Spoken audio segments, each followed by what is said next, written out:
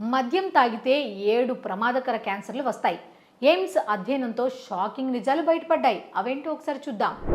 మద్యం తాగడం ఎంజాయ్ అనిపించవచ్చు, కానీ దాని వెనుక ప్రమాదం పొంచి ఉందన్న విషయం తెలియదు. మద్యం తాగడం ఆరోగ్యానికి ఎంత ప్రమాదకరమో తెలిస్తే మీరే షాక్ అవుతారు. ఎయిమ్స్ వైద్యుల అధ్యయనం ఒక షాకింగ్ నిజం బయటపెట్టింది. మద్యం సేవించటం వల్ల మీ కాలేయం దెబ్బతినడమే కాకుండా 7 రకాల ప్రాణాంతక క్యాన్సర్లకు కూడా కారణమవుతుంది.